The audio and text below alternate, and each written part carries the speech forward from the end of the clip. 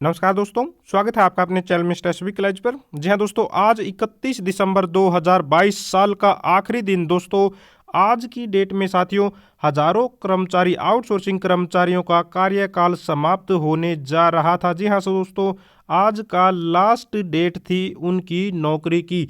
तो दोस्तों अब अचानक से तो हजारों कर्मचारियों को नहीं हटाया जा सकता, इससे तो सारी अव्यवस्था फैल जाएगी। तो दोस्तों उनकी नौकरी को बचाने के लिए सरकार ने अपना काम चलाने के लिए एक नया प्रावधान निकाल दिया है, नया लेटर जारी कर दिया है। उसके लिए यहाँ पर देख सकते हैं कल देर शाम को ये लेटर जारी किया गया 30 दिसंबर 2022, क्योंकि आज 31 है तो लास्ट डेट है। तो लास्ट डेट के आने से ठीक पहले यहाँ पर 12 घंटे पहले मान सकते हैं इसको कि 30 दिसंबर 2022 को ये लेटर जारी करके एक प्रावधान कर दिया गया है इन कर्मचारियों की नौकरी के लिए। क्या है वो प्रावधान, वो आप लोगों को विस्तार से बता देते हैं।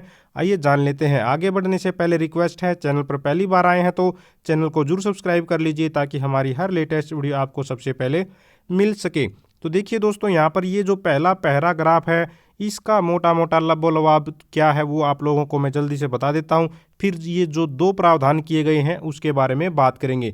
देखिए अब तक क्या बोला गया था सरकार के द्वारा कि आउटसोर्सिंग पॉलिसी पार्ट 2 के तहत लगे हुए सभी कर्मचारियों का कार्यकाल 31/12/2022 तक है, या फिर इससे पहले यानी कि इस डेट से पहले दोस्तों अगर कोई नियमित कर्मचारी उनकी पोस्ट पर आ जाता है, जो सैंक्शन पोस्ट पर काम कर रहे हैं उनके बारे में बात हो रही है, तो दोस्तों उसको अपनी नौकरी छोड़नी पड़ेगी, या फिर वो 31/12/2022 तक अपनी नौकरी कर सकता है। या तो नियमित कर्मचारी आ जाए या फिर ये डेट पहले आ जाए, ये वाली 31/12/2022 जो भी पहले हो वहाँ पर उसकी नौकरी समाप्त हो जाएगी।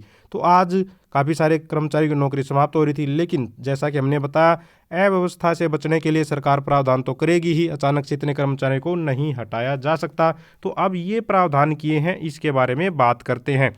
देखिए यहाँ पर एक एक लाइन को मैं आप लोगों को कन्वर्ट करके बता देता हूँ हिंदी में इसमें क्या लिखा है।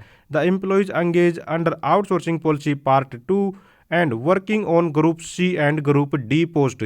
ये बात ध्यान देने की है, यहाँ पर सिर्फ ग्रुप सी और डी वालों की बात हो रही है पहले, उसके बाद ए बी वालों की भी बात होगी। यहाँ पर ग्रुप सी और डी के लिए क्या बोला जा रहा है ये ध्यान रखना।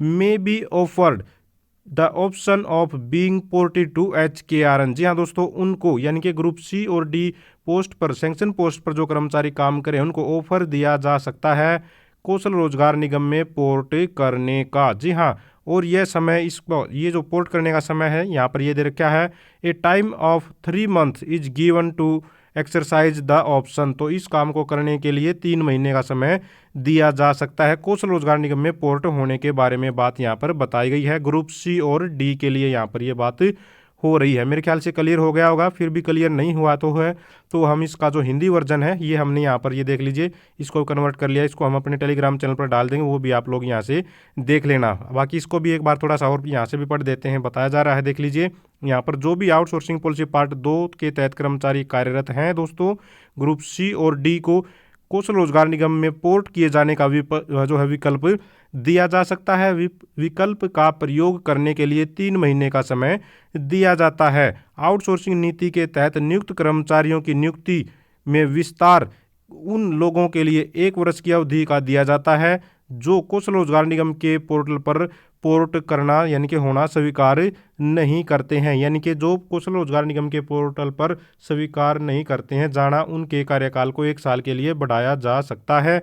यहाँ पर ये बात भी बोली गई है, लेकिन किसके लिए, यहाँ पर या का जो ऑप्शन दे रखा है ये दे रखा है जो ग्रुप ए और बी पर काम कर रहे हैं। इस बात पर पॉइंट पर ध्यान देने की बात है, ग्रुप ए और बी वालों के लिए यहाँ पर ये बात बोली गई है। ये देख लीजिए यहाँ पर ये बात है, ठीक है भाई। जो है कौशल रोजगार निगम पोर्टल पर नहीं जाना चाहते उनके कार्यकाल को एक्सटेंड किया जा सकता है 1 साल तक, यहाँ पर ये बात भी बोली गई है। और ये ग्रुप ए और बी वालों के लिए यहाँ पर ये बात बोली जा रही है। लेकिन ये बात भी नीचे स्पष्ट कर दी है यहाँ पर इस पॉइंट में कि भाई अगर आउटसोर्सिंग पॉलिसी के तहत जो कर्मचारी काम करेगा पार्ट 2 के तहत, अगर कोई कर्मचारी आता है नियमित तो पहले उसको हटाया जाएगा जो आउटसोर्सिंग नीति के तहत है, न कि कौशल वाले को पहले हटाया जाएगा। ये बात समझ लीजिए, थोड़ा सा अंतर यहाँ पर आता है। इस भाषा को अगर आप लोग समझने की कोशिश करेंगे तो अगर रेगुलर कर्मचारी आता है तो पहले किसको किया जाएगा टर्मिनेट,